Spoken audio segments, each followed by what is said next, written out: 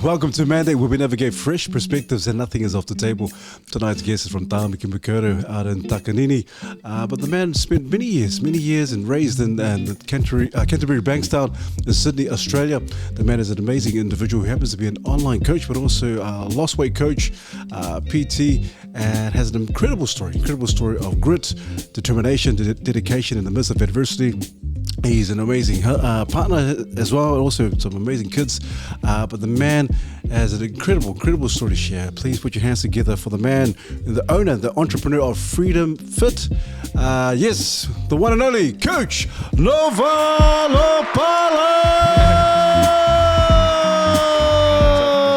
Lal. What's up? Uso, man, thank you so much for coming out. Uso, I know you're a busy man, but we thought, man, because some of the things you're doing, Freedom Fit, obviously you're coaching, and also you a bit of a colourful background as well, in the past, Nova. But I thought just to start the ball rolling, because you are in the fitness game, and maybe if you can tell us what does Freedom Fit mean? Freedom Fit, to me, straight out, I think Freedom Fit actually means to be proud of the person that you see in the mirror, as well as the person inside. You know what I mean? And I think for a lot of years that I couldn't. The backstory of it all is that for years and years and years, I would just always look in the mirror and just be resentful of who I saw. You know what I mean? And the only time I ever looked good that I felt good was when I was drunk or was when I was high. And I got to a place where I hit rehab and I could actually see me for who I was. And then I was like, bro, that's it. You know what I mean? That's can I swear? Yeah, no, yeah, of course, go. Of course, yeah. And in someone. I can't even say it. Like I could finally see a piece of shit. You know what I mean? Like I was just like, I saw me for who I actually was, and then I just began this journey of like, man, I just need to be free from this internal jail that I'm like locked up in, which is like my insecurities, my addictions, my lying, my cheating, all of that. And I just wanted to be free. And the only time I ever felt free was through training. That's when I just dialed in. I was like, bro, this is what I'm doing, and I'm running it. And ever since then, I've just been going at it. Yeah. Man, awesome. So it is pretty much just freedom from a lot of the mental blockage, a lot of the, like you said, just being imprisonated in your mind. And so you thought, well, if I'm going to change physically, then I have to change mentally. So how tough was that? Because people always think of look at the physical, look at the outskirts and the aesthetics. Oh man, look, you're looking good. But in terms of the mental, how tell us how did it the journey in terms of kind of changing the whole mindset into where you are now? I think I had to go through a whole lot of pain for me to do it. And if I didn't go through that pain, I would have never made it this far. You know, I would have never appreciated this opportunity like I do now. And I think feeling the actual pain, feeling the just feeling the emotions of the self-hatred, the self-pity, all of it, and owning it and knowing that, bro, like this was on you.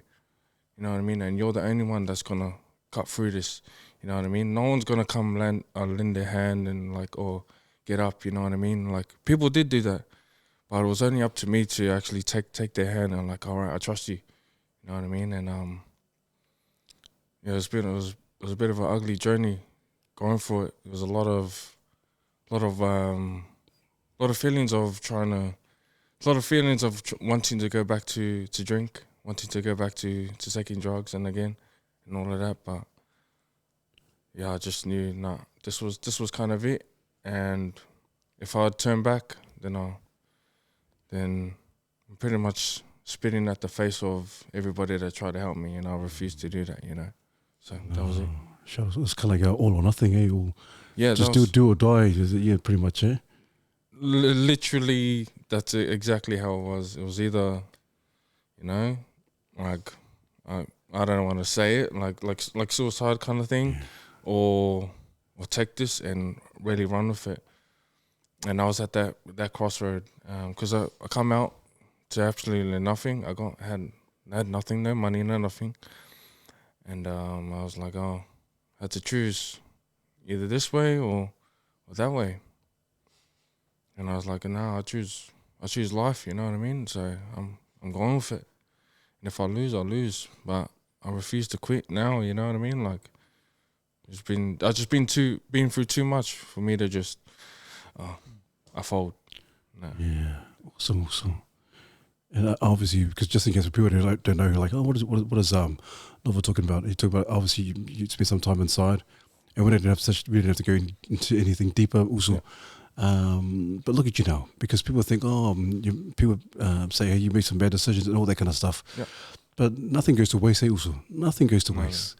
And I really believe that. And then some of the things that you've learned, whether you're on the streets, whether you're inside, some of the things that you've learned, the grit and the determination, especially when you're inside, and you can just go crazy inside. But you're out here doing things now, and people are like, man, where does that determination come from? And you just explained some of the cool things you've said to us.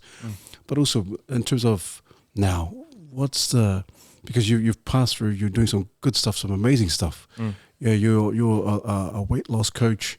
And I've seen the work. I've seen the proofs in the pudding. Some of the men that you and the women that you've coached. I've seen the transformation.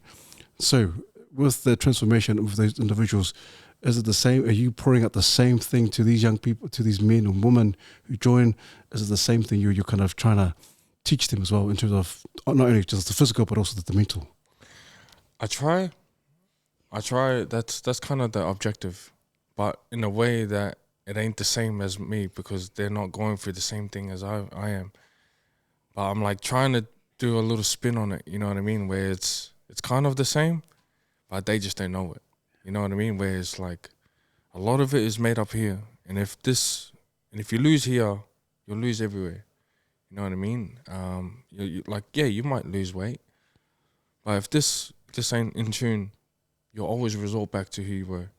You know what I mean? You always resort back to how things were, especially when things get hard. You know what I mean? And I feel like a lot of the times on this journey, especially a weight loss journey, things get tough real quick. You know, and it really tests your character, really tests your integrity. But yeah, you just gotta really have a dig. But I try to incorporate a bit of my stuff, but not to a point where it's as deep as me. Because I really think real deep about it. Like in my mind, I feel like if I quit, like something bad is going to happen to someone that I love. You know what I mean? That's why I refuse to. Anytime I think about it, it just gets me going. You know what I mean? Like, nah, I can't do it. You know what I mean? I gotta go. But not everybody thinks as deep as, and not everybody wants to think as deep. You know what I mean? There's a bit too much, you know. Yeah. I love that because in the mental health and the health space, quite often people want to share their lived experience, and they always think their lived experience is going to help everyone. Hey, and what I'm hearing is you're like, nah, this is my story, this is my lived experience, it helps me. But I also hear that you're mindful that everyone has their own switches, and it's also about you trying to help them find their switches. And so I really appreciate that. I think that's really important when you're working in the people space, that we're trying to help people find their switches. But I think what's really, what I'm really interested in is your journey from looking, you mentioned earlier that you used to see a person that you didn't like, and then when you were drunk and you were high, you saw a person that you did like. And I'm really interested to see who those people were, because you also talked about the fact that suicide was a place that you came to. And are you okay to kind of like open up about that? Because I think there's a lot of people out there that don't like seeing themselves in the mirror for whatever reason. But you've been able to flip that and go from, I don't like seeing this person, and then you've found moments when you do. Yeah. And I'm interested to hear that. But I'm also interested to also hear how you've come to a place without the alcohol and without the drugs where you can stand comfortably in the mirror and just, that's me. Are you able to talk about that a bit? Yeah, 100%.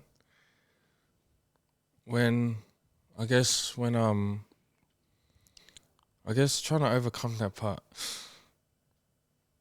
A lot of people think, actually I wouldn't even say a lot of people, that's a lie. Like myself, I thought it was some miraculous thing that had to happen.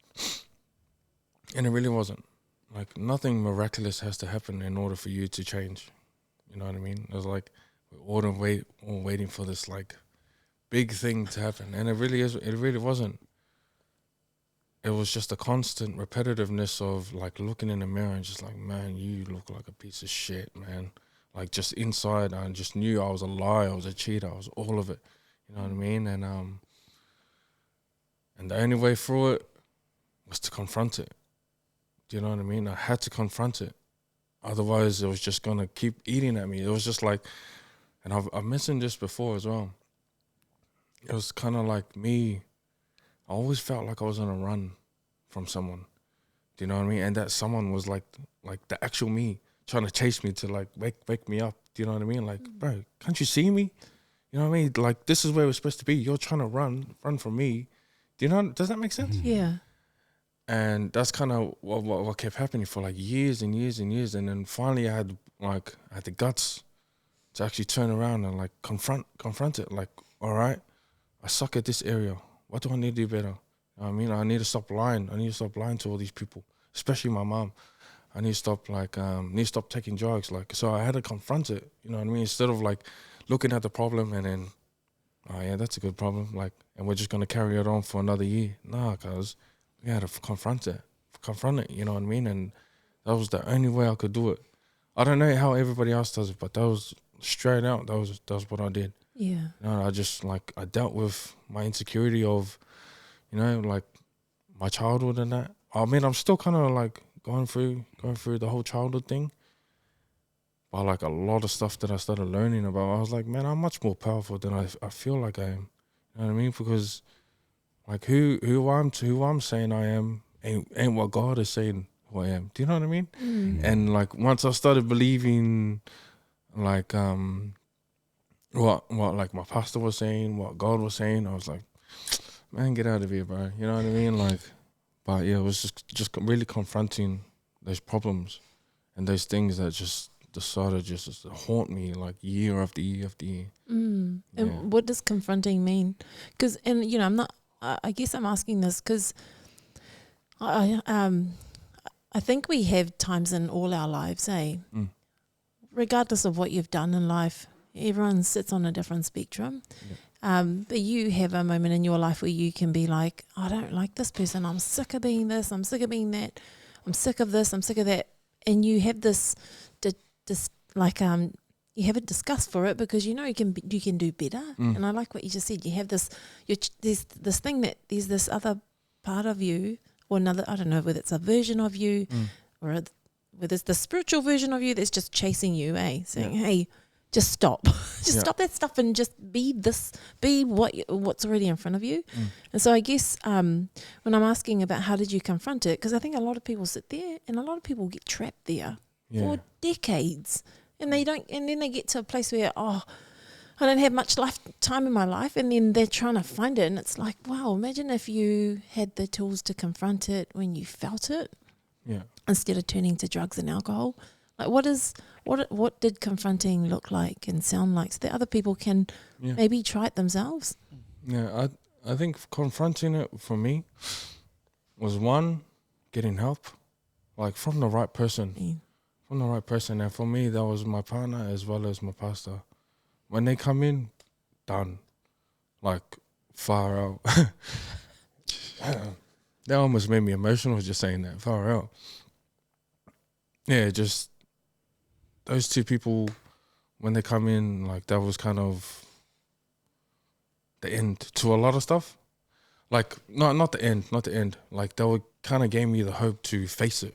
You know what I mean? And one of the worst things that I've kind of gone through was my drug addiction, and I was real kind of bad on drugs. I was never really a weed smoker, but more like the hypeness, and just like I was that person that would just walking inside the room and I'm just, my eyes are everywhere and I just want to do this and do that. And that was the first thing I kind of confronted. And by confront me, I just like, what do I do? Is either I do this or not. And I just cut it off. That was it. You know what I mean? And I know it sounds like real, like, okay, but that's just what I did. Because I knew that was one of my problems. So that was one of my problems gone. That's it. I haven't taken anything since then. Drinking, that was another one. I feel like the more I did it, the more I mastered everything. And I just like, I'm not gonna drink anymore. That was it. You know what I mean? That was kind of it. A lot of the other stuff was more so through prayer and like consistent prayer, not just wake up, oh, thank you, Lord, for the day. Oh yeah, we'll get on, and then I'll remember you tomorrow morning. No, it was just like consistent prayer, consistent going into my word as well. When I was in rehab, it was a faith-based home, and that's kind of all we did was pray, train, all of that. And those three things, like serving my family, praying and training every day, those are the three things that kind of lifted my spirit up. I was like, bro, I'm able to do this. And yeah, and there's no quitting, you know what I mean? There's like, yeah, it sucks, but there's no quitting, because the other route that I was doing is just, that's the easy route. This is the hard route. This is what hard yards looks like, not what people say it is in whatever kind of life, you know? So that's just my way anyways. Yeah. Jeez, man. Which rehab was it? Are you able to say the name? Yeah, it's called Victory Outreach. I go to the same church. It's just like a couple of minutes away Oh, from I me. know Tony. Is it Tony Romero? Nah, he's not there. Apparently, you've Pastor been Tony. there. Yeah, nah, he's Yeah. gone. He's in Australia now. Who's yeah, also now? Who's the pastor? Pastor Vata. Yeah, Pastor Vata. Yeah. Oh, wow. Yeah, I told him he was coming in. He was like, "Oh yeah, I remember him. He's the draw and all of that and preaching." Yeah. Oh, awesome. Because it sounds like you sharing that. It sounds like a raw spiritual transformation there, Nova. And so, obviously, in the midst of all the hardships and the pain and all that, and the anguish, also tell us, how did you find God? Because I think it's important to like kind of share. And it sounds like you said once you made the decision to say no, it was cut off. So how did you find God? And how did that journey become a reality for you in terms of finding God, knowing who you are in God, and so forth? I think it was in rehab. Yeah. I think that's kind of where everything stemmed. Like everything that you kind of see now, what I'm doing, and everything's actually stemmed from that rehab. Like I wouldn't have never started the whole Freedom Fit if had I not gone there, and I would have never given my life to Christ had I not gone there. And there's a lot of things. I wouldn't even have met my partner if had I not gone there. You know what I mean? Like all of it just played as it was supposed to play out. But in terms of meeting God straight out, I think I come to a place of surrendering. Like I knew I just couldn't do it. Like alone, I knew I couldn't do it alone.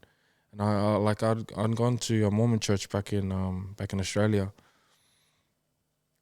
And to be honest, like to be fair, I don't know about all the other boys, but like no one that I knew actually went for Christ. You know what I mean? For God. We kind of went just for the boys and for the girls and just to hook up. You know, all of that. At least you're honest.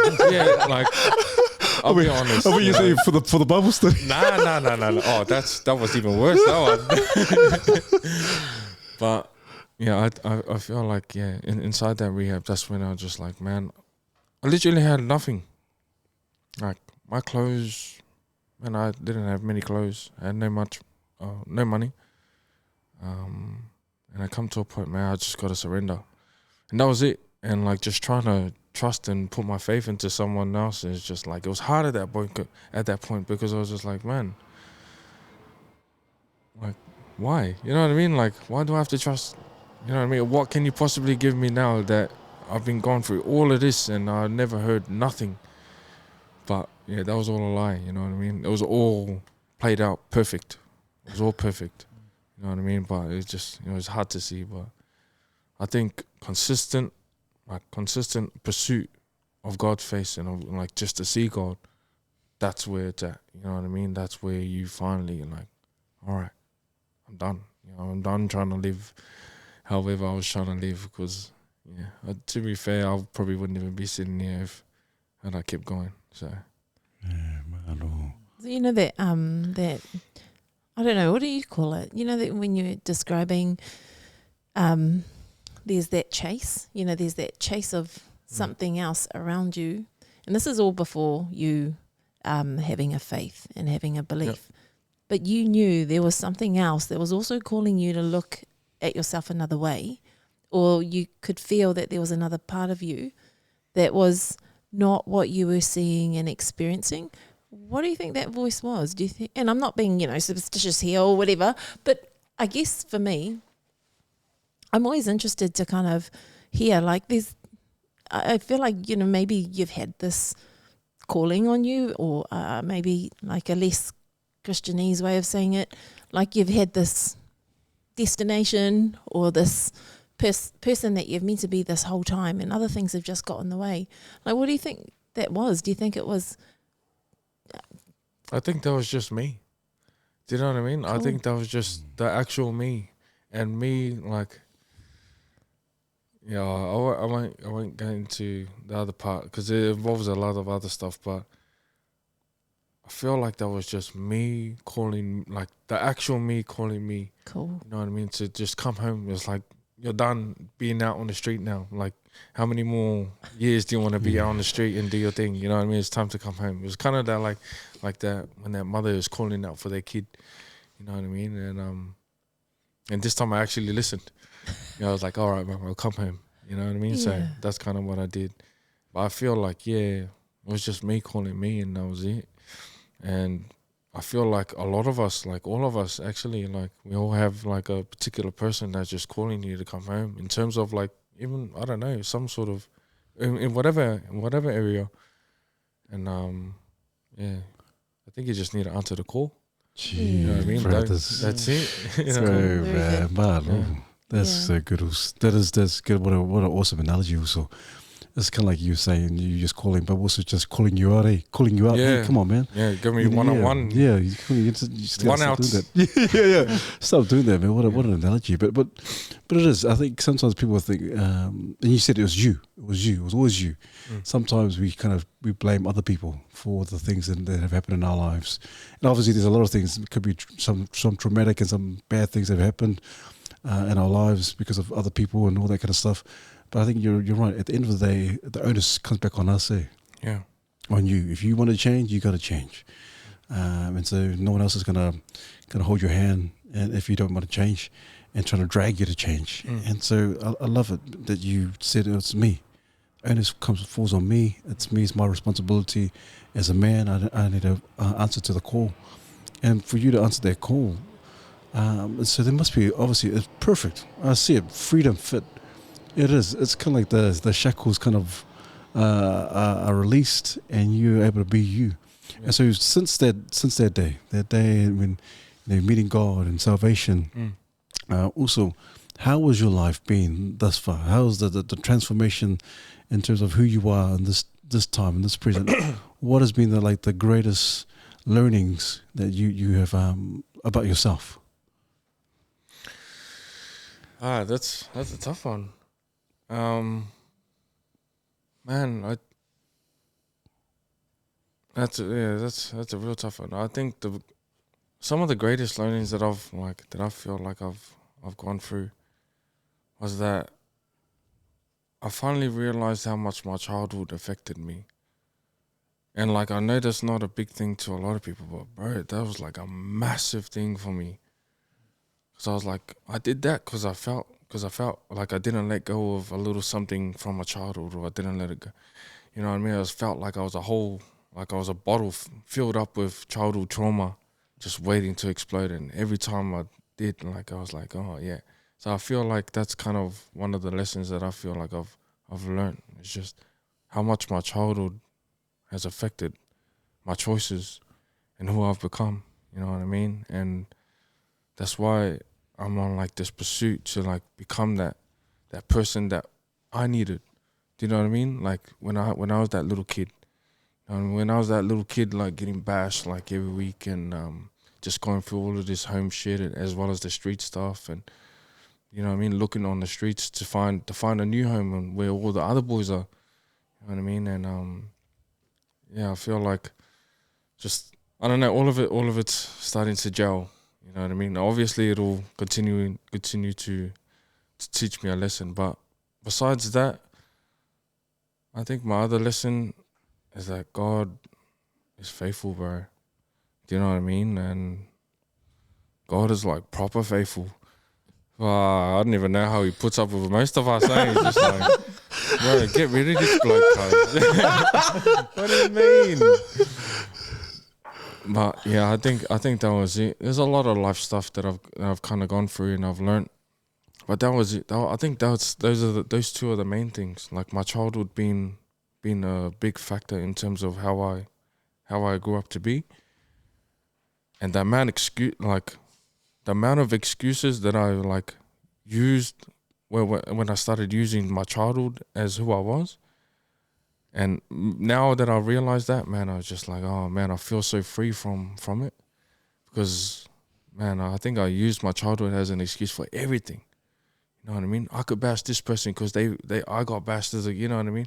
I don't feel anything for you because no one felt anything for me. You know, all of that. I used all of that, you know what I mean? And now I'm free from it and I feel good, you know, and that's been a massive lesson. But yeah, the other one is God is faithful, bro, and I just got to continue to treat it like he is, you know, so that's it. Yeah, that's awesome, man.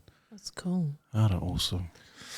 So have you had to, and again, you know, I ask these questions because, you know, a lot of us go through childhood trauma, and you're right, we can use it as like a bat, use it as a way to kind of get out of situations or defend ourselves. But like when you get to this point of healing and recovery, how have you reinterpreted your upbringing now? Because, you know, and I'm coming from my own experience, you know, I can kind of look back and go, oh, you know, mum and dad were working too much, or they didn't have time for us. And, you know, you could say all this stuff. They gave us hidings because, you know, they would just wanted to or whatever. But when you get to a certain age, you can actually look back and kind of go, actually, that was their defense mechanism. Like that was their react. You know, like you have a better understanding, and then you can almost put that in a place of calm, Yeah. How have you, if you're okay to share that, how have you been able to reinterpret all of that in your, reconciliate all of that experience as a child at where you are now, and kind of look back at it not as a thing that you know made you maybe produce some of that trauma, but as you look back at it now, how do you reinterpret it as a stepping stone in your own life? I'm grateful for it. Yeah. Fuck, it sucked. But I'm proper grateful for it, Like, it proper sucked, man. Like, far out. Yeah, like, just everything that you continue, like, all the stuff that's been, like, done to you and all the stuff that you've done to people. But, man, like, I don't feel like I have any room in my heart for hate or even resentment in terms of that. I feel like I know it's such a like cliche thing to do, or even say, but like it's I just feel real grateful that it's all happening. I don't believe that God makes any mistakes. There is no such thing as a mistake in his book, and once I realized that, I knew that, man, everybody in my life, well, actually like 99% of people were just all hurt people. And all they wanted to do was hurt people. That's all they never knew to do, was just hurt people. So I was like, I guess that's just what we do. You know what I mean? But that's bullshit. Nah, you know what I mean? Like, that's not what we continue to do. We change that shit up now. You know what I mean? We don't do that. You help heal people, help people, and help bring them up. You know, but yeah, I'm just proper grateful for all the lessons. And it fucking sucked, man. But like, God is good anyway. Yeah, doesn't matter. And I love your take on it. That you're absolutely grateful, and because it's happened. And how has that made you the man you are today? What are some of the characteristics that you can look at and go, "Yep, that's because of that's because of my journey. That I'm this guy that now owns a business, that now is an entrepreneur, that's now changing the lives of other people to help them feel and see a better version of themselves." Like, what's the evidence of that that's made you feel more grateful? I think my persistence. I Mm. feel like I'm real persistent in terms of my pursuit for a better life. Like, cause I'm like, I don't want to be cocky or anything. I know I can do. I know I can do it. You know what I mean? And I don't want to say that to anyone, or because saying is one thing. You know what I mean? But you, like I've said this many times, you actually got to show that shit, and that's what I intend on doing. You know what I mean? Just really doing it by action and not just tell, oh, hey, I changed my life. I had I had a bad life, but I changed my life. But you know what I mean? Like, yeah, so what? You know what I mean? Like, Yeah. what are you gonna do about it? Like, show us a better life then. You know what I mean? And that's what I intend on doing, especially for the younger kids. Like, that way they can have some sort of belief that, bro, like, this person can go from A to B to C and then make it out. You know what I mean? And still do something with their life. So, yeah. Yeah. That's kind of it. That's What do you mean? That's kind of it. Yeah. Silly. That's massive. Yeah. It's hard. Because to stay, I mean, I don't know. What I hear is a real killer instinct mindset. Got to. I Yeah. actually hear that. There is- feel that. There is no other. There is no other option. Yeah. You just gotta do it. Otherwise, I was telling you before. I was like outside. And I go, if I don't do it, all of that meant nothing. You know what I mean? I refuse to let it just. Okay. Nah, that's bullshit. Yeah. Like, you gotta do some shit now. Like, Yeah. like you're growing up now. You're not a little kid. You're not a hurt kid. Like, you can do it. I mean, and you just gotta have a crack. That's it. That's Yeah. cool. You're cracking it, all right. Right, now you're doing it. 100%. Like I think you mentioned earlier on, and Nova said to me, "Hey, well, how come you got me on? You have these other guests and all that, and then you ask him to come on." The thing is, you said it. You're doing it. You're an entrepreneur. You're a businessman. Obviously, in the past, but the past is the past. But what you're doing now in the future, that speaks volumes. And so, also in terms of, and you're right, I agree with you 100% in terms of people. There's a lot of content creators out there. People saying this and that. I'm doing this. I'm amazing. I'm just on this trip. I'm just on this yacht. Yeah. All this kind of stuff. Oh, look at them. I'm doing this. And when the camera's off, what are they? Are they actually doing it? Are they actually that same person online? And but how important is that for you? How important is to be integral? You've mentioned it a few times. To be integral, that what they're seeing on the screen, on the devices, is the same person they meet on face to face. How important is that in this day and age, especially for our men as well, and also in the social context as well? I think integrity is by far the number one key to a lot of things. Like, to change, to straight out, integrity is like the key. A lot of people say consistency and all of that. Yeah, consistency don't mean anything if you don't have integrity. Do you know what I mean? If you're not honest with yourself, if you're not who you are, you know what I mean? Who you actually say you are, you know what I mean?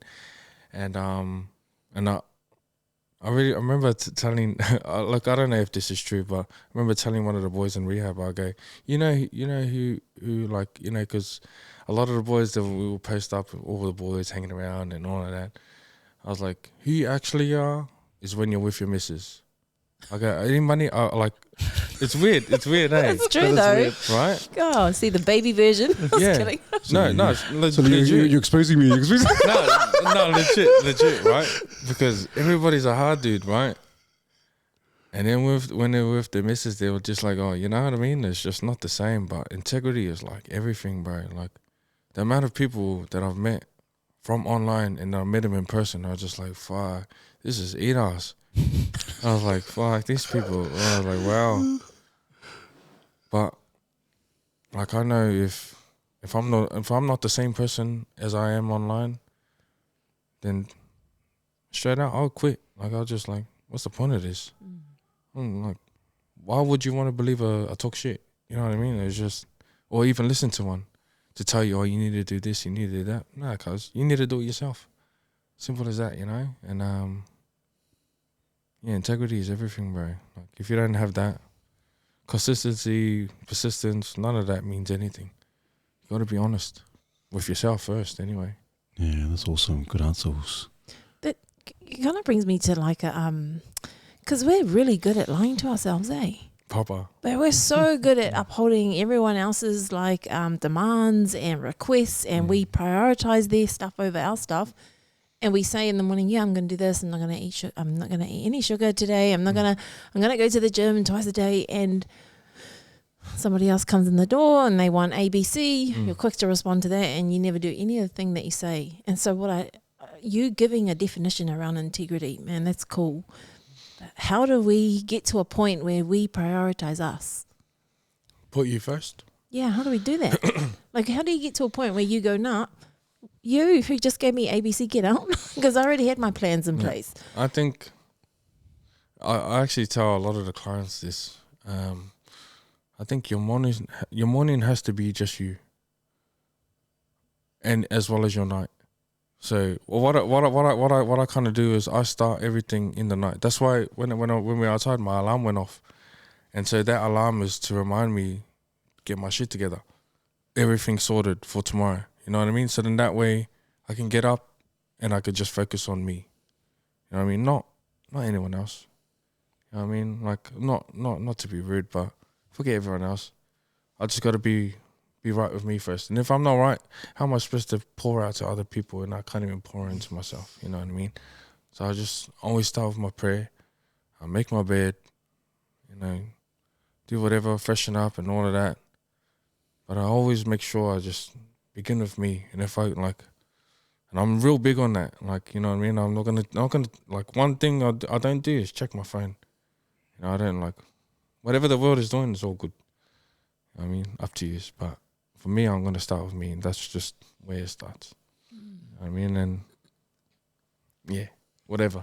Do you use affirmations? Like, No. do you ever, like when you, I'm intrigued, Dave, because I think these I can are tell tools. you one thing I do. These are tools, yeah. Oh, no? Yeah? Yeah, no, these are, I'm trying to scab tools here. Yeah. One thing I do is, so on my phone, I've got a recording. I've got a recording of myself speaking to my future self.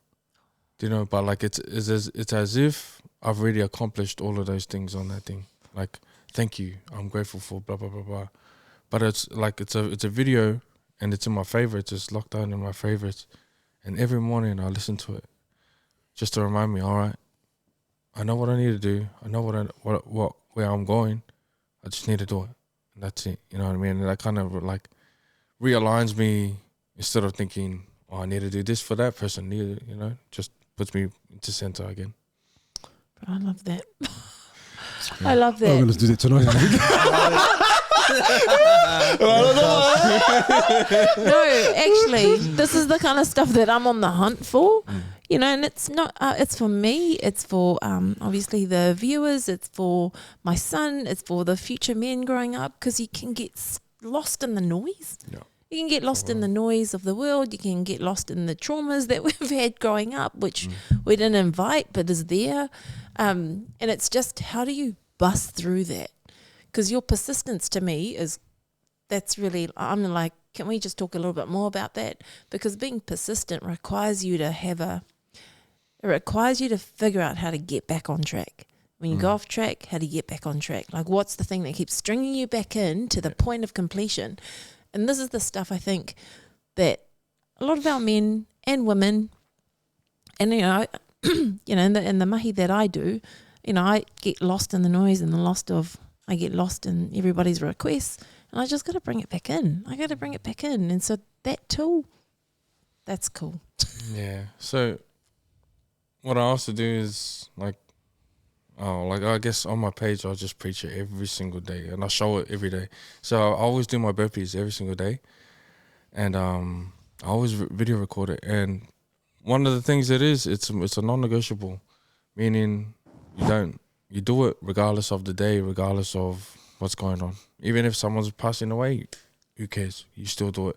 You know what I mean? It's that kind of commitment that I feel like I got to commit to. And it's a set list. I have a set list of things to do, and I gotta do it every day. And in my mind, I fail my partner and the stepkids if I don't complete it. Like that. Like I get real. Like I said, I get real deep with my stuff, you know. And that's kind of like where I take it. Like nah. It's like 2:00 in the morning. Nah, we got to get it done. Yeah, like Love it's that. yeah, it's proper serious. What's on your list? Please. Tell us. Only if you're comfortable. No, well, the only ones I will tell you is just like kind of the home ones. The other stuff is my other stuff, but it's my prayer, my Bible reading, make the bed, freshen up. What's it called? My burpees, my vision video, and my coffee. How many coffees? Man. Coffee Five, addict. 6. Yeah, Are you 5, coffee 6. addict? Okay, cool. Oh no! Like now I am. Anyway, I was telling him about that too. I used to use it for my addiction too.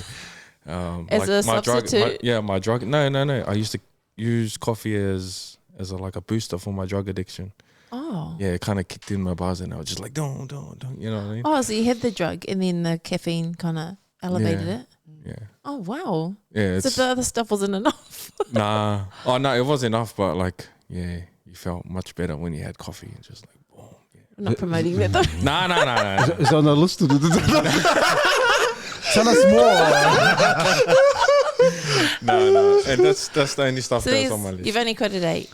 That's a pretty good number of stuff. And I think they all connect on a physical, mental, habitual way, like routine based. Yeah, that covers quite a bit. Yeah. How many burpees? I do 10 to 1. So it's pretty much 555 all up each day. 555? No, 55. 55. So you 10 and then 9. Yeah, So you go 10, down. Oh, okay. But like No, how does it go? 10? 10 burpees, rest, 9 burpees, 8, 7. Oh, so you go Oh, down, yeah. you scale down. Yeah, Okay. 10 to 1. So. All right, 10 to 1, got it. Yeah, but like, in all honesty, I just pumped the whole thing. I just get out of Stop it. Yeah. Get out of the way. We've seen And then I roll out of bed there. It's like, whoa. We've seen the also, man. Do you do it you see backwards? it. Do you put Oh, that's cool. Oh, no, thank you. I like the non-negotiables. See, these are the tools, that did you like learn these from your own, like which part of your journey did you learn them from? Was it from rehab or was it? Yeah. Was it? Like I said, Yeah. everything that you see now online and offline, like, stem from that home. How long were you in rehab for? 16 months. 16 months. Is that including pre-treatment, detox, post-treatment, all of it? The whole thing. Okay. Mm.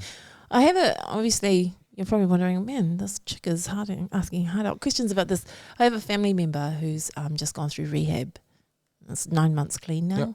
So he's come out of the treatment end, and man, the changes. Like, I'm just like, bro, give me some of your tools, man, because they're quite freeing.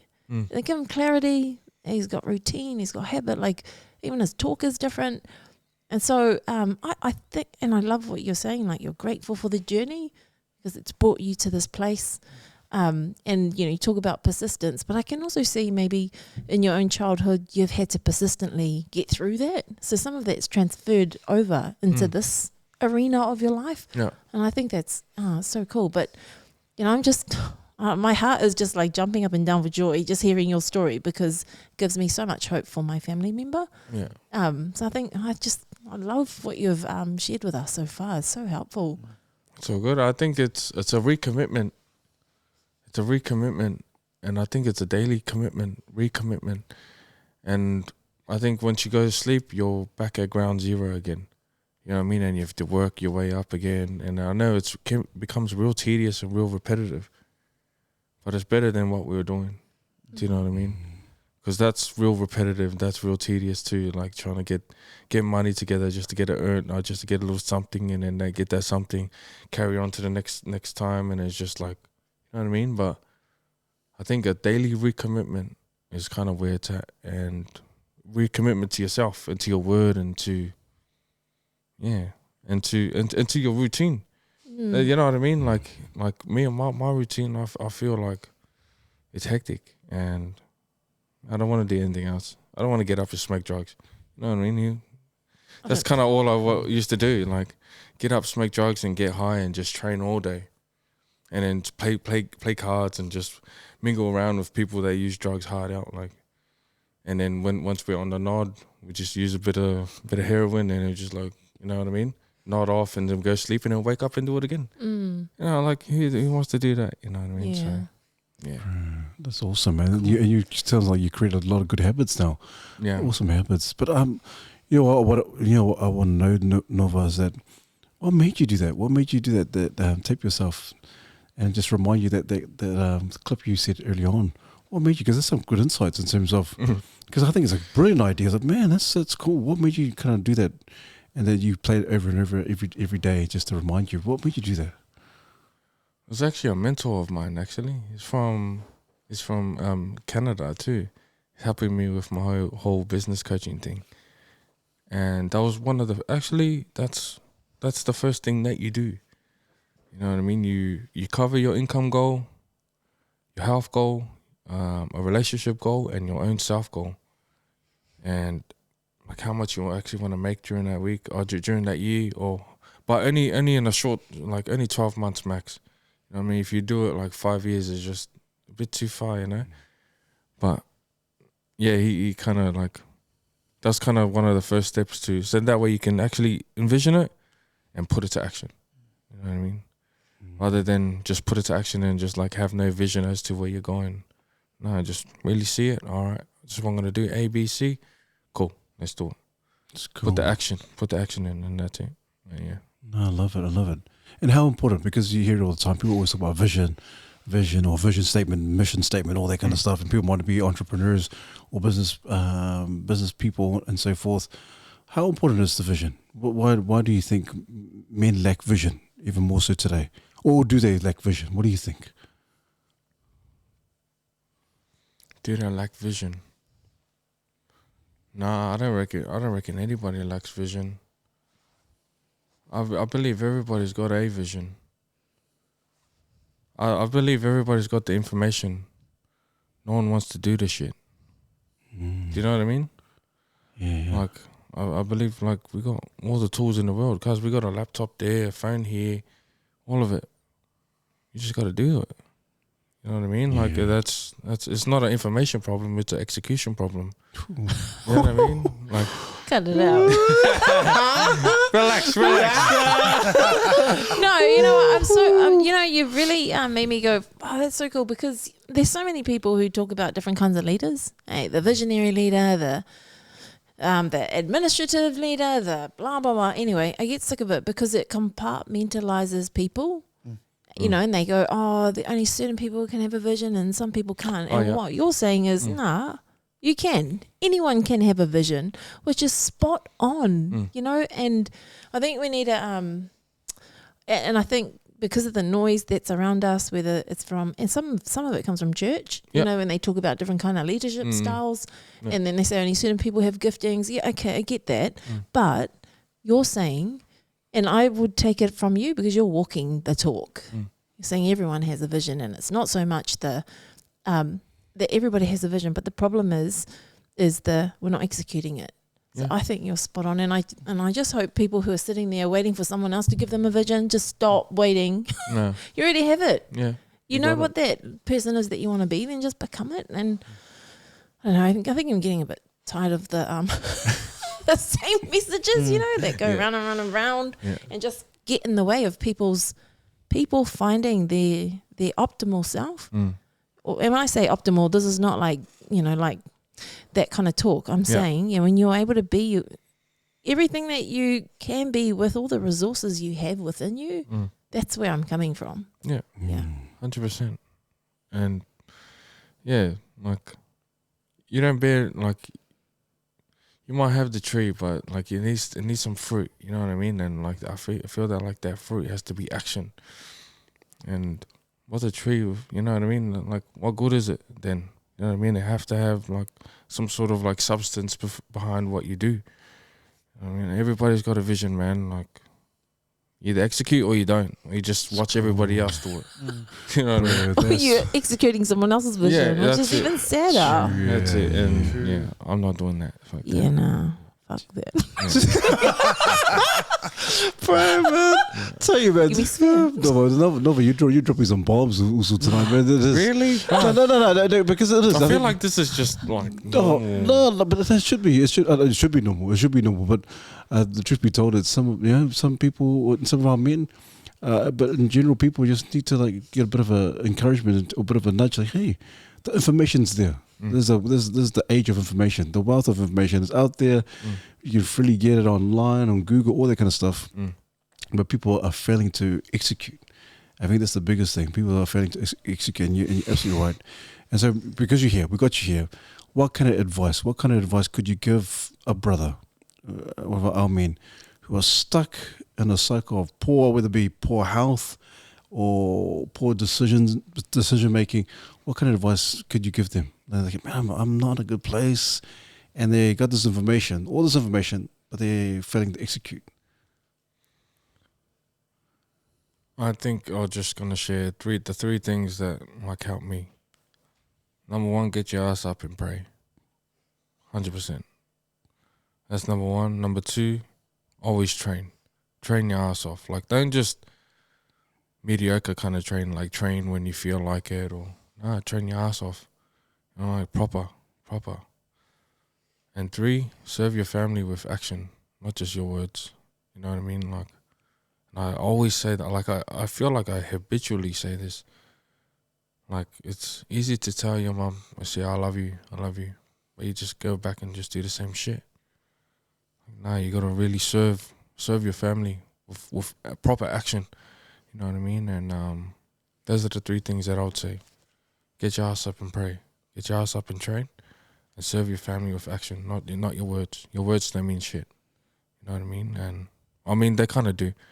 Like, people want to hear it, but it's more evident. It's more proof when you just do it. When you do what you say you're gonna do. That's it. Good, Those are the three things that I would say, honestly. So, You know what I mean? Real honest shit. Yeah, that's cool. That's cool. Yeah. I think that is. I think we need to be honest with each other. Hey, we need to normalize these conversations, and it just sometimes it can be quite cutthroat. And I know sometimes we can't say that because it's my brother, or my friend. We can't say these kind of things, or we can't even talk about this topic or whatever. And so, how do you do it? How do you do it? Because obviously, you seem like a guy who's just straight shooter. And so, how do you do that in terms of and why do you do that in terms of I need to tell you because I love you or whatever? I think the why bit is the most important part. It's because I got lied to a lot as a kid. And I only realized there were lies at a later stage. But like, I saw how much like Enos people talk to me. But I believed them because I trusted them, and I saw the amount of lies, and I was just like, I refuse to be anything like you people anymore. You know what I mean? I refuse to be anything like you. So whatever I feel like I needed as a kid, that's what I'm gonna be. And I needed a proper honest kid, a proper honest person to tell me, like, cuz, don't be doing this. You know what I mean? Don't be doing this. Like, you come here, we go do this. That's that. And that's kind of where it's stemming from. Like, man, I just want to become everything I needed as a kid. Everything, on every level. You know what I mean? Financially, spiritually, physically, and not beating it, not get it beaten into me. You know what I mean? And I feel like just being honest, just being.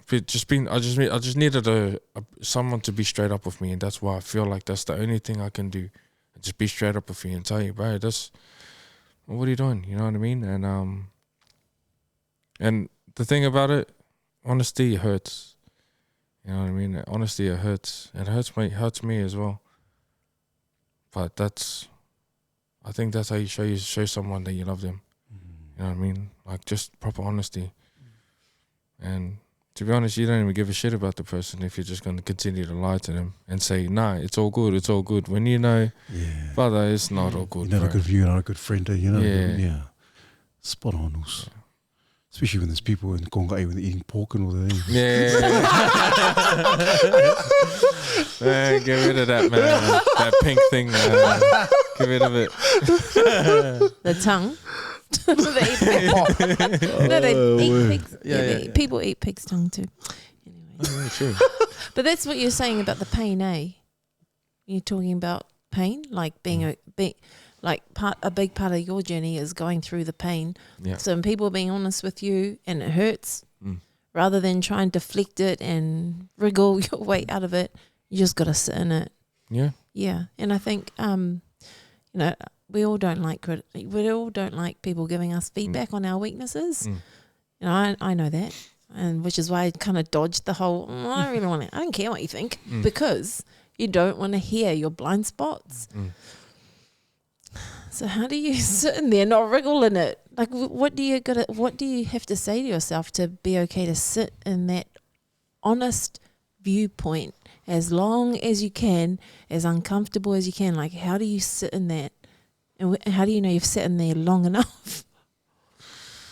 I don't know. To be fair, I have no clue. I think a lot of the time I'm thinking I'm gonna knock you out soon, but I'm gonna respect you. You know what I mean? That's my honest. That's my honest. Yeah. My honest feeling about it. Like Because it's hard to accept that they're just showing love, and I know it's hard to accept me just trying to show my love too. But it's just like, in the end, you benefit from it. You know what I mean? And you need it. You need the honesty. I'm done with the lies and shit. Does I it don't know, matter it's who says it? Like, do you almost have to does the person have to have credibility? Yeah. Yeah, they do, eh? For you to for stay me, there. Yeah, for me, 100%. If you haven't done what you're telling me to do, don't bother telling me then. Yeah. I mean, obviously, obviously, you learn something from everyone, whether it be negative or whether it be positive. But yeah, unless you've done it, then cool. If you haven't, you'll try. Relax. Yeah, It's all right, yeah. you know what I mean? No, It's all good. But that's true. Sorry. No, but it's true. You're absolutely right, because imagine rocking up to you, say, "Hey, Nova, you're doing the burpees wrong. You need to do like this." And the guy's morbid obese, and like what the heck? And you're telling, and this is what I'm telling you because I love you. You need to love yourself first. Yeah. And so you're right. And I think in terms of, and I'm personally just, it has to be someone who's, like you said, it has to be someone who's done it, someone who's got of good character, that when they're saying these things to you, they're actually saying it because they love you. It can't be someone just random. I don't know from a bar of soap, and they're just saying, so you don't know who I am. Yeah. But I'll take the hard talk if it's someone who's like, okay, good character. Yeah. Someone who I actually know, and I know that they do what they say they're gonna do. So I'm with you on that. So that's good, man. But has there been someone who's just come on and try to give you tips, whatever, or talk to you, share things about you, and you're like, bro, I don't even know who you are, man. Who the heck? Has there been instances like that? I think there's been multiple. Have they? Yeah. I'd imagine. But like, I think a lot of the time I was being like drunk or high. It's just, trying to tell me like not to drink or not to take drugs, and I'm thinking, shut up. You know what I mean? I was like, oh nah. Look, yeah, no. I think there's been multiple times that has happened to me. Even now, Novel, in terms of the fitness stuff, Yeah. where people come and like try to feel poko, so to speak. Just come feel poko and say, this is Not recently, but I remember a long time ago, a certain someone tried to correct me on my burpees and that, and I just thought, far out.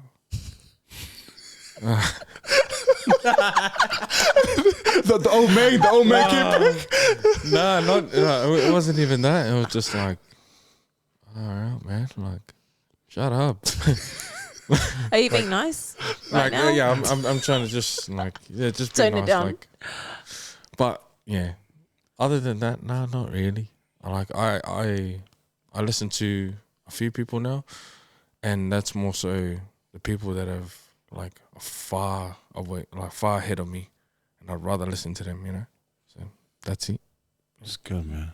Cool. And if you do get like I guess on that note, because in your mind you're like, shut up, but you don't, Like you don't retaliate, eh? You No. just, even if it's somebody who's not credible. Like one thing I've learnt from my whānau member is there's a lot of that happens, in rehab, and what they're told to do is just thanks. Even though they want to cookie them in the face. They're like, thanks. Then they go away, think about it for 24 hours, and they come back and then offer a response. Yeah. And I was like, I wish I could do that. I wish I could do that.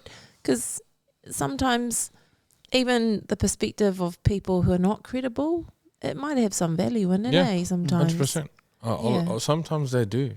Like a lot of value as well. But like in terms of if you're trying to catapult yourself somewhere or whatever, like you can't listen to a poor person trying to tell you how to make $1 million. Do you know what I mean? It's just like, unless they lost it. yeah, not even if they lost it. No, you gotta get there and actually keep it and make more, you know. But yeah, I don't know. There's a lot of ways to deal with it, to deal with all of that. I feel like in the real life, like not in rehab. In rehab, you kind of actually have time. You can like go away and think about, all right, did I accept what, you know what I mean? Do I accept, or should I just go pump this person? You know, so oh no, I accept it. But in the real life, man, you only have split seconds, and yeah, you gotta come correct. You know what I mean? Gotta come correct. Otherwise, it's just you look like an idiot too. You know what I mean? So yeah. That's cool. I like that saying. You gotta come correct. Yeah, come correct, man. That's hard out. That's good. So, you're an entrepreneur, you're a businessman. It's the first time someone's called me that. How does it feel? Entrepreneur. Yeah, good. Straight up, when he was calling me that outside, I was like, bro, that's hectic. Yeah, man. I love that. I love man. Because you have to own it, right? Own it, You gotta own it. Yeah, I know what it is, but I just never really called myself that. Yeah, but it's what you're doing. Yeah. Yeah. So if you look at all the tasks, you're actually doing it. So I guess to be identified with it, it is what it is. You're already in it. So how is it? Like what? Like the whole? I guess where I'm sort of going with this question is, you've had quite a journey in life, and here you are in a new phase of life, which is called, the business world. Is it what you thought it is, or It's harder. or is it you're sitting in there and you're like, I had these tools ages ago? No, you know what? Now that you say it, yeah. Straight up, I did. But I used it in a whole nother context. You know what I mean? My hustle was more so the hustle for money, for drugs and alcohol and all of that good stuff that comes with it.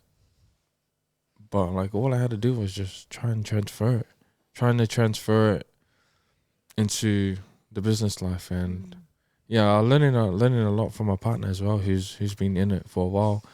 And man, yeah, 100%. I feel like I've had it. I just needed to own it. You know what I mean? And until I owned it, it was just going to be wasted skills. You know what I mean? Wasted skills on doing dumb shit. So yeah.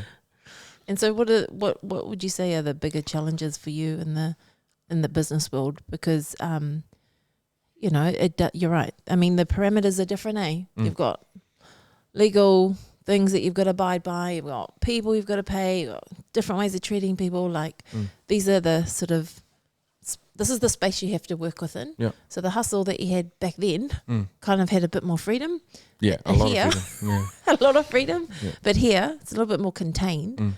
But it means you can sleep at night. Hey, or most people. Kind of. So most people, if you're not jigging the books, but but most people can sleep at night. So what are some of the challenges that you're facing in this phase of life that you're having to push through? You know what? Meeting people. Far out. Straight up. It was like real hard.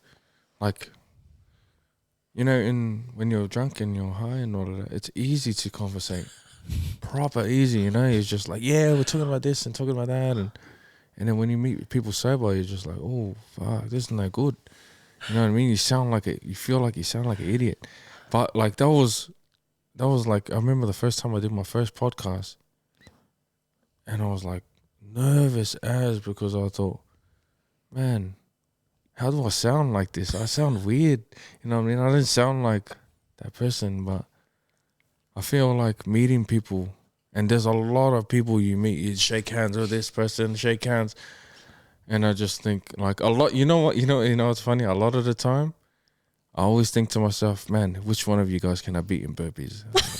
No, I swear, like it's one of those what's it called? Like not a defense mechanism, but like a coping mechanism. Yeah. For me to cope with how I'm feeling meeting or everybody. Like once I know I can beat a majority of people, I'm easy. Oh, Yeah, I'm good. cool. That's cool. That's so That's cool. good, Yeah. man. Puts you at ease. Yeah, no, Yeah. straight out it does. Yeah, like that's the first time I've actually saying this, but yeah, like that's kind of what's running through my head. So if you're probably wondering, like, why is this guy looking at me weird? I'm just thinking like, I'm gonna beat you in burpees. I can beat you in burpees. I can beat you. Definitely beat some of you. Is it just burpees? Just burpees. I got nothing else. That's so cool. That's so cool. And I think again, because small like network meetings are one of the things I absolutely hate. Like I deliver workshops all day, but there's a key focus there. You know, there's a whole, you know, you got a goal and blah blah blah. But when you go to network meetings, I'm always like, because I'm not a small talk person. I don't like small talk. I just can't be bothered. I'm like, I really don't want to ask how you are. Like, I really need to have a purposeful Yeah, conversation. okay, yeah. But and then I have to find something to be interested in so I can be authentic. That's a lot of work, eh? Yeah. So I mean, I don't do burpees. I can't really measure myself in that capacity. But I think what you're sharing is probably helpful for you know, people to find the thing that's going to make them comfortable to meet someone new, is whether it's burpees, whether it's eating a burger, whatever it is that, for yeah. them. Yeah. I think you got to be proud of it and use it as your as your way to overcome those moments. Yeah. Yeah. I feel like I'm just confident in it. You know, inside the burpee. I'm not the fastest. I'm not like, to be honest, it's just a exercise, a body weight exercise movement. And like, who cares? But it's And hard. It's hard, but like I know I'm not the fastest. I know I can't do a lot and all of that, but like I feel confident, and when I remind myself of how confident I am in it, then I'm at ease with Yeah. everything. You know, so I'm That's good. cool. Have you already done your burpees at that point? Majority of the time, yeah, Okay, cool. That makes Yeah. it even better, eh? yeah. Yeah. Majority of the time, if I don't, I'll do them. Doesn't matter, you know. I'll just hold on. I'll just go to the toilet. Just kidding. Bro, That's cool. Yeah, this is cool. So it is. I don't even know why you're even surprised, Nova, that you're an entrepreneur. You are. Obviously, entrepreneur means you're a business owner. So you own your own business. And so going back to business also, because I think it's quite cool. Because you're in a niche. You're in a specific niche in terms of fitness, weight loss, coaching, online coaching, so forth. And so there's I don't know, and you know, already know there's some other guys who are trying to do likewise. But what sets you apart? What makes you the different in terms of the different coach? What makes you? What's the defining difference for Nova, the coach? I think it's my story and my amount of care. I care, like, I feel like I care a lot more than. I feel like care is like the key in this whole coaching thing. If you don't have any care, then all you care about is the money, pretty much, you know. But I have, like, when it comes to fitness, I have this genuine, like, I light up, you know what I mean? Like, it's just like, oh, you want to train? Yeah, let's train then, you know what I mean? But I feel like, yeah, when anything to do with fitness, like, I just light up. And I have this sense of care, like amount of care, but also my story as well, you know what I mean? And translating my story into other people, but in a much, much more positive way. I mean, I feel like those are the two things that kind of separate me in between me and whoever else is out there. Cool, Yeah. man. It is important, and you want people when you're training, you want them to feel connected. There's an actual connection, and also to feel open to even share with you some of the stuff. So I'm assuming that people kind of share some of the stuff with you, some of the issues they go A through. lot. Yeah, which is a testament to who you are and the coaching that you do. And I know you mentioned mentors. You said someone in Canada. How important is that for you in terms of your business, in terms of mentorship? Oh, man, it's like, It's weird. Everybody like kind of hits me up about, oh man, you're like killing it online. You're like got all these followers, and I was like, yeah, but it doesn't really mean much to me. But I know where I was and where I am now. I could have never gone there by myself without a mentor. You have to have a mentor, whether it be in whatever realm. But in the end, that mentor has to care. Like I said before, like care is the factor. And if it's got no care factor, and if all they're after is just the money, then it's a no go. But you just know when someone has that genuine care for you, like outside of fitness and inside fitness.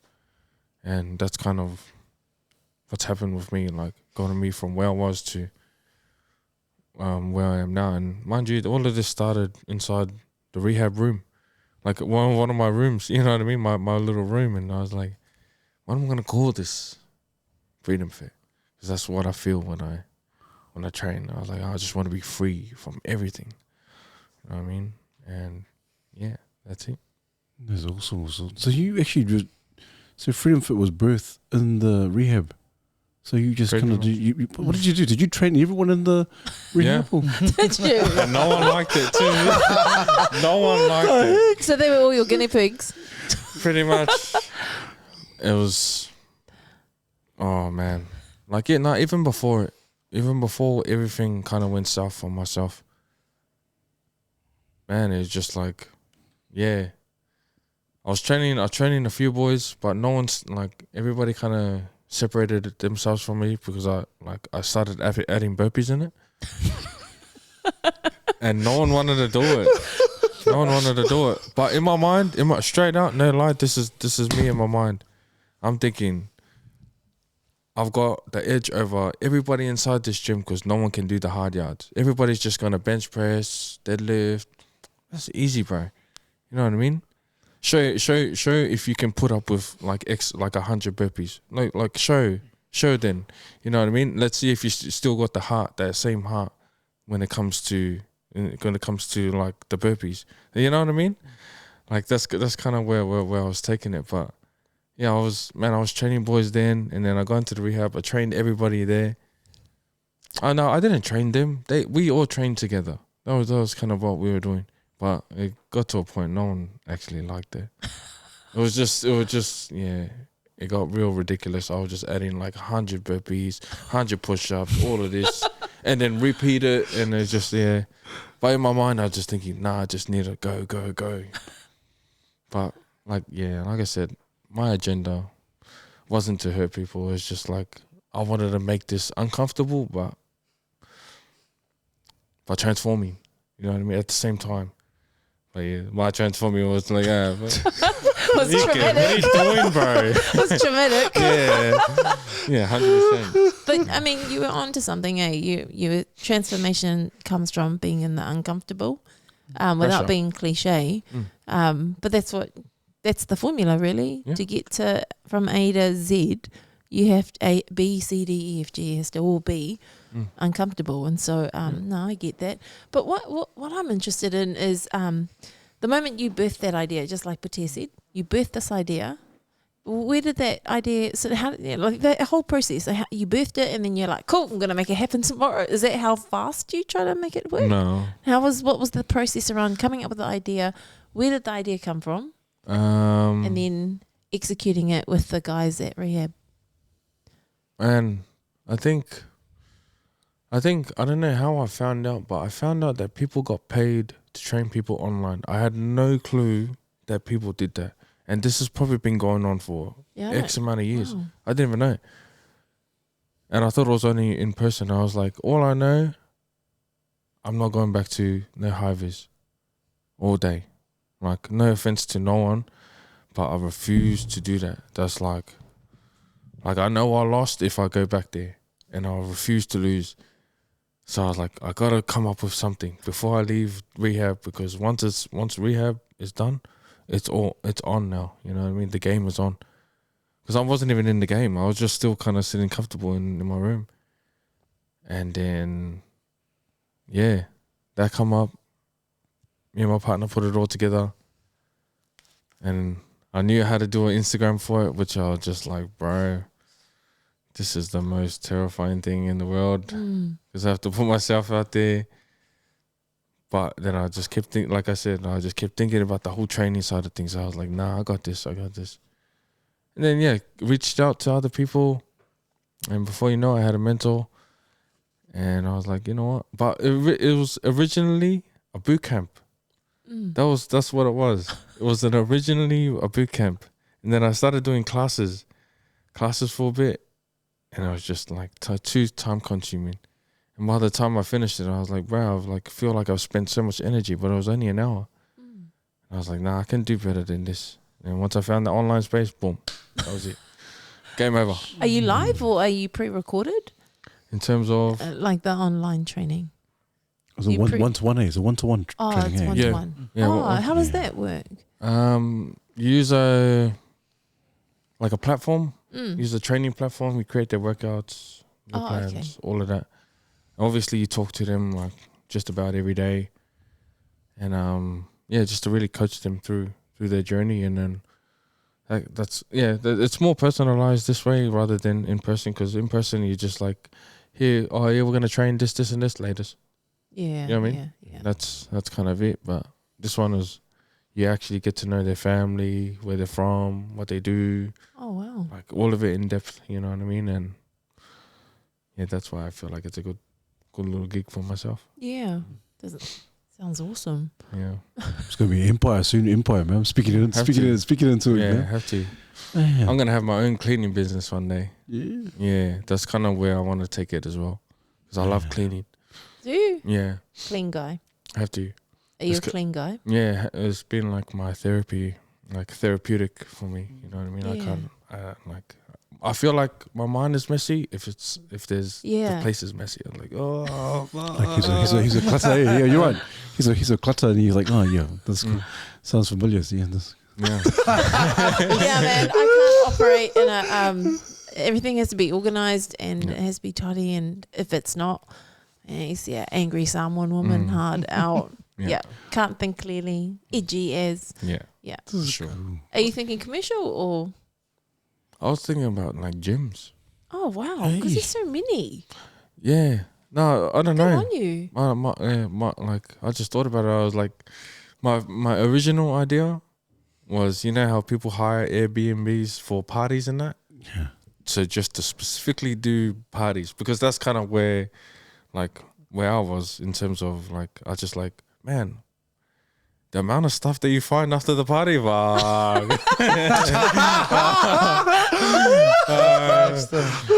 see money So that there. pays more. That pays more. Yeah, 100%. That's why I thought I'm gonna do party cleaning. You know what I mean? So after party cleaning. That's kind of where I was taking it. I was like, oh, it's a bit of a nah. We did gyms. Yeah. You could still find stuff there, eh? Yeah, but not It as much belongs to stuff the- as the yeah. party. The party stuff, yeah. But that's because I know what is it? City Life, right? For example, they because they have such cheap memberships. City City Fitness. City Fitness, sorry. Because they have such cheap memberships. I mean, there's so much to, and you have to do it regularly. You can't. It's 24/7, so you can't wait to the end of the day. There must be like so many times in a day you have to come in and clean. Because I know when I go, I don't go a lot, but when I do go on the treadmill, I'm always like, you have this guy walk off, he's sweating his ass off, and I'm like, I don't really want to touch this stuff. So I'm like, Yeah. because he hasn't even wiped it down as well. So I'm like, I hope they clean this place because it's 24/7. So that's sort of the area. No, it's more so CrossFit. Oh, okay. CrossFit ones. What's the bacteria like? Just kidding. It's kind of ruthless. Is it? The worst. It can be real ruthless. That's why I thought, you know what, maybe this is where I start, just in a CrossFit gym. Yeah. You know what I mean? There's chalk everywhere. There's what's it called, the wrappings of your thumbs and all of that stuff everywhere. I'm like, why not just start here? Yeah. How many gyms do we have in New Zealand? I have absolutely no clue. I want to ask you a question. Sure. like from a business context, would you give me your business like analysis and strategy around this? Where do you think the F45s and the BTFs are going? Because those BFTs? BFTs, sorry.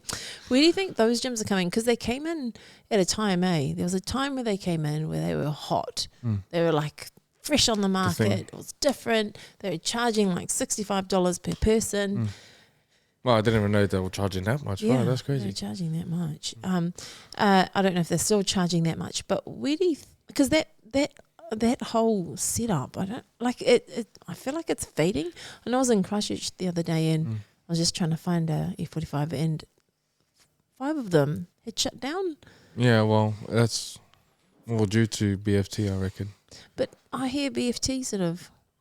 Is it the model, like that whole model? No, what is it? No, straight out, no, it's not. Oh, well, this is my honest belief. Yeah, I'd like to hear. My that. honest belief is the community. It's the people that actually go there. Like, straight out, you're not rocking up to the gym if your mate ain't going. You know what I mean?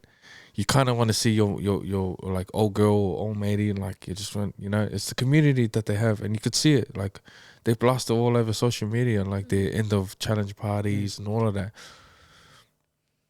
Well, obviously, there's a lot of stuff that goes down there, you know what I mean? But so here. Yeah, but it's the community that they have, and it's real, like, tight, you know what I mean? Real clicky too, so I feel like that's kind of what's like pushing it, you know what I mean? It's not really the classes, like, the classes are good, but you want to, like, sweat with, like, old girl and old matey, you know what I mean? So I feel like it's just a community that they're building. Yeah. And if you have a strong community, right, you can kind of do just about anything, to be honest with you. Yeah, yeah, okay. That's cool. But F45, I don't know about that one. I actually don't know a single person that goes there. Yeah, everybody's all BFT.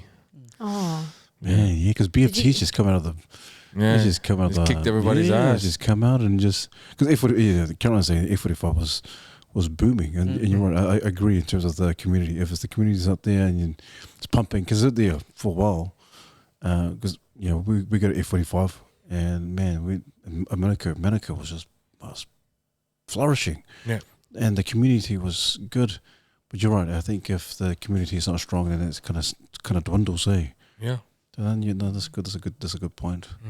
And all those franchises, and so are you thinking maybe down the line of your own gym? No. Oh, why? Absolutely not. Why not? Hell no. Oh, why? Nah. You didn't unnecessary stress. Is it the like? Because such a huge capital A. No, I'm not doing that. Yeah. Wait, what was it? It's just no. I think a lot of people have asked me whether I want my gym. No, I was like, nah, cuz I don't want my. I've never desired to have one. Well, I think once I found this whole online thing, I was like, this is what I'm running with. You know what I mean, all of this other stuff can, like, they can, what's it called? Destroy it could burn down. They could do all of this. Whereas online, you can't even touch it. Well, wait, what can you touch? But like, besides the platform going down, you could just find another platform, and it's just like that. Whereas a building, bro, you have to go here, and then you have to do this, and you have to. Nah, I'm not doing all of that. You got a wider scope as well, online. Yeah, that's true. It's online. Like, it's you got New Zealand, Australia. Yeah, America. worldwide. Yeah, worldwide. Do you have clients worldwide? I got just here in Aussie, but I had American ones too, which is weird as the way they talk is just like, oh, no, like, hey guys. I was like, oh my god. But like, yeah. Is that when you turn your Australian accent? No. No, just like, yeah. It's just, it's weird talking to them. It's just like, man, is that how you guys talk over there? And like, when they train, they're showing videos with the like the high as there's Jordans and that, how they wear the Jordans to the gym. I was like, bro, as if you train with those, bro. Like, I don't know. What? I think I'm just real against Jordans. I think that's why. Oh, you're against Jordans? Yeah, 100%. Why? Nah, just they're yuck. Do you just not like the style? I'm Yeah, not no. into Jordans. Come on, so Nova, like, man. that's okay.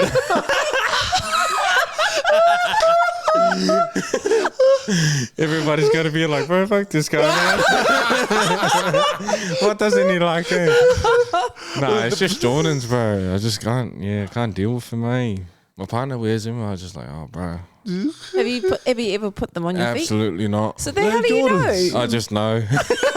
So what shoes are you into? And then Nova? Just Tians, Asics, and Training shoes. and slides. Yeah, Oh. yeah, and CrossFit shoes, but that's kind of it. No. Yeah, I But don't you'll wear- buy your Mrs. Jordans, eh? Yeah, 100%. Yeah, well, you're still a big Nah, consumer of it. No. That's just for her. That's like when I'm buying one, I'm just thinking about her. I'm not thinking about the Jordans. You know, just like, nah, I love you, so here you go. I don't love Jordans, so it's all right. Gonna give her the best thing. Yeah. Happy life. Hey, wife, I'm gonna have my Jordans, mate. I think it's a good segue, Nova, because obviously you've been in New Zealand now for 7 years now. Yeah. Tell us, and from the horse's mouth also, how has it been for the last 7 years? Has it been like, man, good to be back in it's been Shit.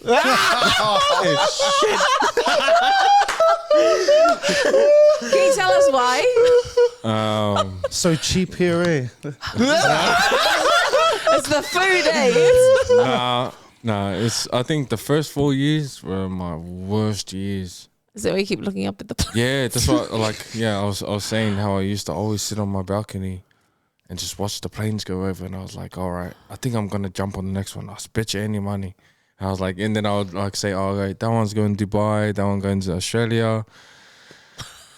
Just like a lost little kid. But bro, I couldn't stand it, eh? Like I think it all stemmed back from there, because a lot of the boys when they would come from here to Aussie, like, yeah, bro, it's the way they dressed and the way they talked. I was like, ooh. Like, what? Give us an example. Sad. Like Give us the an example, whole, Nova. you Yeah. know, like calling each other G, and like in the hats sideways, you know what I mean? And like, yeah, like, oh, there you go. My wife gives me a hard time, bro. I try not to. It slips. No, you know what I mean? No, nothing against you. Nah, you it's know? all good. But like, what is it? Like, it's good that we hear this from the horse's Nah. mouth. Yeah. I think it was just the attitude that everybody come over with. Like it wasn't more so, like it was part of the dress, but it was just the attitude they came over with, and like how they like kept saying G. Oh, yeah. Fuck, I couldn't stand it, eh? Because over there they say lad, you know what I Yeah, mean, lad. or cuz, or All day. yeah, you know what I mean. Yeah. And then for someone to come and start saying G, and or like G, I'm like, what are you on about? But yeah, I think it all started from there, and a lot of the times that like kind of the run-ins were with New Zealand boys, you know, like when like Oh, yeah. punching on and all of that. Like a lot of the times they were with New Zealand boys, and once I come here, I was just like, man, like I said before, outside, like everybody is, man, the houses still look the same. Everybody still looks the same. They're wearing the same shit. And then once I kind of found a job, and I was like, cuz I could make this in what, you know what I mean? I'm a whole week's worth in what? Oh, In 2 days. man. And then I was just like, yeah, nah. But it was just, there's a lot of things, a lot of mental side that came with it. It wasn't just like the New Zealand boys. It was more so just my heart is still over there in the Aussie, and I refused to accept it. And I only kind of accepted it like 3 years ago. You know, once I got into rehab, I accepted my reality for what it was. I was like, bro, you're in New Zealand now. Like, but mind you, I've already been in New Zealand for like 4 years, and I just, bro, I couldn't. You know what I mean? I just, like, everything about me just was Sydney. You know what I mean? It just, like, mind you, I got tattoos for Sydney and everything. Yeah. And like, I was just that trenched in it that, man, anything else just seemed weird. And it was more so the fact that I got pretty much taken, pretty much picked up, dropped inside a new country, and they go, figure it out yourself. That's, I think that was the main drive. I was just like, bro, I just resented this place so much. But now, I love it. It's all good. No, I love it. It's all good. I don't know about the people though. Like, Is it true? I want to ask this question because it kind of comes up now and then. Yeah. Do Australians view Kiwis, like we view those guys that have come here from Samoa. Like, you know, like for us, yeah, because I All hear day. that, Like I hear fobs, that like you guys fobs. call us Yeah. fobs. Hey. And, No, 100%. And I hear this quite consistently in Melbourne. I've heard it in Brisbane, and in Queensland I've heard it, and a lot of it I've heard it in New South Wales or Sydney. That when they look at us Kiwis, they call us fobs, and I'm like, what the? Yeah. No, 100%. It's like mind-boggling. Like, is it just?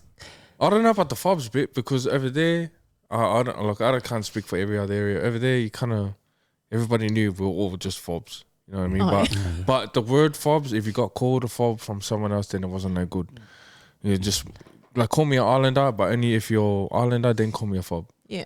But it's the only reason why I think the people over there view this place is because not only way it's just the way everybody talks over here. Yeah. It's just real different. Different. You know what I mean? Like if like you know when you're from Aussie, it's a different lingo. You don't hear none of that. Like you know what I mean? None of your usual talk over here. And then I guess when people hear it from when people over there hear it from here, it's just like, oh man, it's gonna sound like a bunch of fobs, you know what I mean? Like they don't really actually say fobs, but no, like but they have that they're like implication, eh? in all honesty, that. Aussie boys look at New Zealand people as like here's Aussie, here's New Zealand. Yeah. You know what I mean? Yeah. And that's just kind of how it is. And it might be just because of the way the countries are placed, eh? Like Australia's bigger, Yeah. and maybe they have more GDP. More technology, I probably guess. I don't know. GDP, definitely Better GDP. overall country. Yeah, that's true.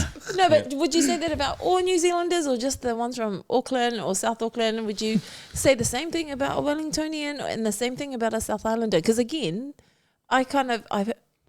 maybe just one person has said, "Oh, yeah, Wellingtonians are different, eh?" When they come No, here, they are though. They are, right? So I reckon you they wouldn't are. put them? Would you put them in the same box or? Yeah, 100%. Oh, like if I'm from there, if like Oh, let's yeah, say that's true, yeah. if I'm from Yeah. there, yeah, everybody's all in the same box. Whereas everybody over here knows that, man, Wellington people are a bit, you know what I mean, and then Christchurch people, ooh,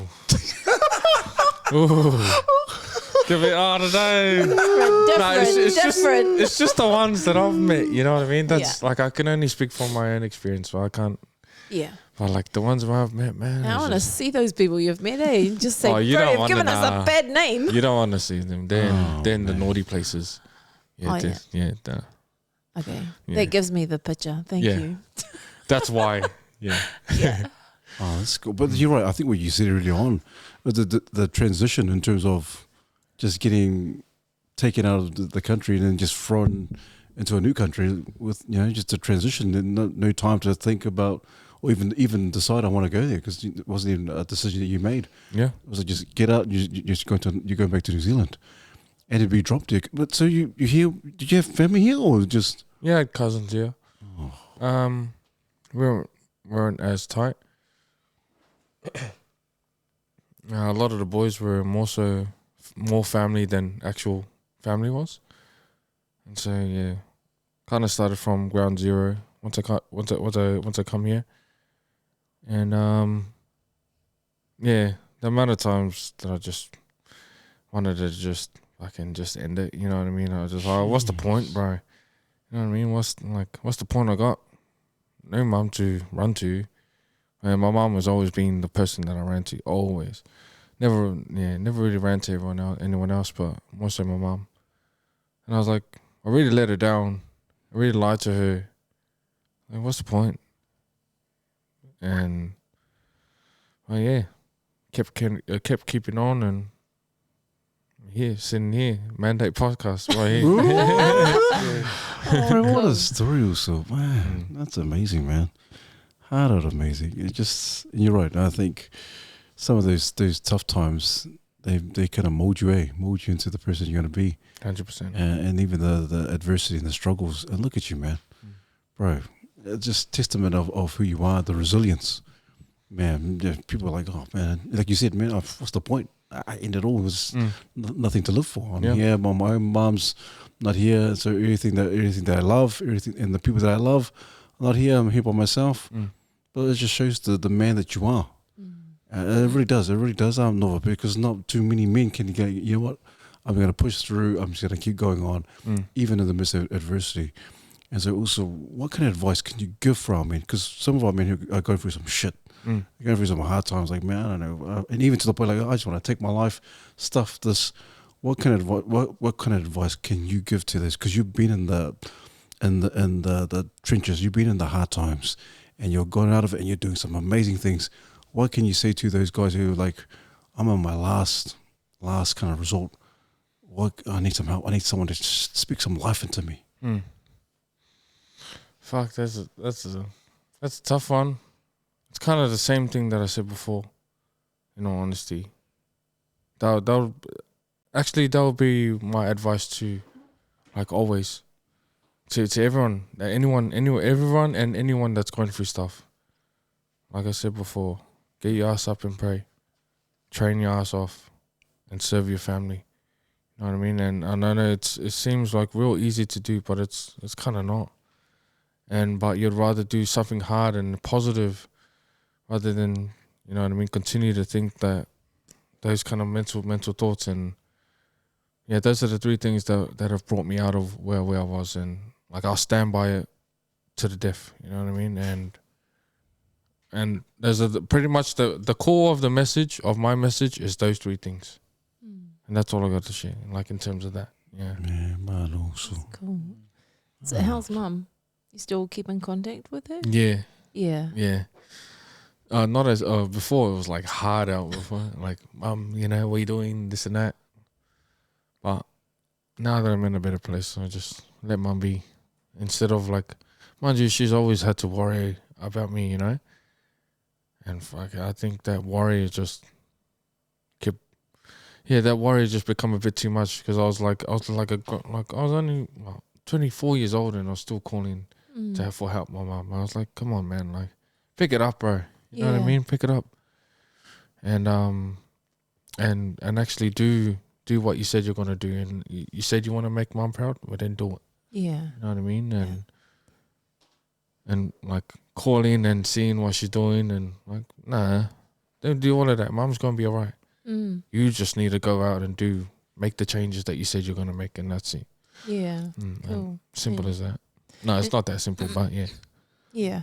Because I just wonder if that detachment from mum, because most men, boys, there's a special relationship between a mum and a son. But there's a certain point where, do you think this detachment, physical detachment, was helpful in terms of your journey? Yeah. And I just wonder if you can transfer, like, I wonder if that's a thing, like a principle that men need to take on board. Like, at some point you need to cut the cord and actually be a man. 100%. Yeah, no, I think you hit it on the head right there. I was never able to transition into what a man would do and, like, really stand on your own had I not, like let mum be now. You know what I mean? Now it's your turn. Like, and I think, yeah, because me, I'm a massive mama's boy. Like, and I'm proud to say that.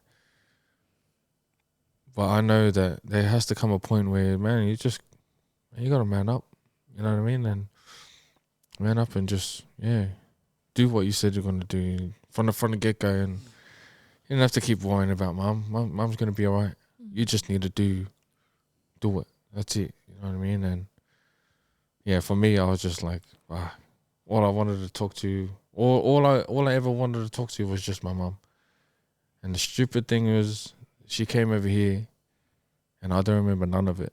You know what I mean? I don't remember any of it, because I was just too drunk, you know. So I couldn't even embrace her or even enjoy her presence while she was here. And now when she comes, it's much better now. Like, it's just like, yes, you know what I mean. But I told her not to keep coming here. We'll go somewhere else. We'll go somewhere else. Yeah. Stop coming to South Auckland. Come to Clinton. Yeah. Meet in Christchurch. Yeah. No, that's cool. That's cool. And I think that's an important message. A really important message. I was listening to I think that's a really important message for that at some point there needs to be a cutoff so that you can fulfill principle number 3. which is now time to serve your family. 100%. You know, at some point we've got to now reciprocate that. So I think your 3 principles that you live by, I think, you know, I just want to say we've had some amazing men, man. They come on this podcast, their mindset is next level, like they're killer. But they all share the same things that you're sharing today. They all share that they have a moment where they have to reach out to a higher power, whether it's God or whatever it is for them. And then 2, they exercise like nuts. Yeah. Like sometimes even after the podcast, they go off and exercise. Yeah. And then number 3, it's then helping their family. These are real consistent with, you know, some of the, and I think beautiful message to share with everyone tonight. Thank you. Yeah. Sure. Yeah, also, mahalo love also. Man, it is absolute pleasure also. Man, I wasn't too sure in terms of the talanoa, what we're getting ourselves into in terms of, man, what's the conversation going to be like? But also, bro, props to you, 100%. 100%. So it's just been an awesome, and like Caroline's saying, just the also I just props, and I'm saying it not for the sake of saying it also. I say it not to blow smoke and all that kind of stuff, but it is. You are a testament of a man who's gone through some hard stuff, and obviously you've had to man up, and you've seen some stuff, and the past may have not been the best.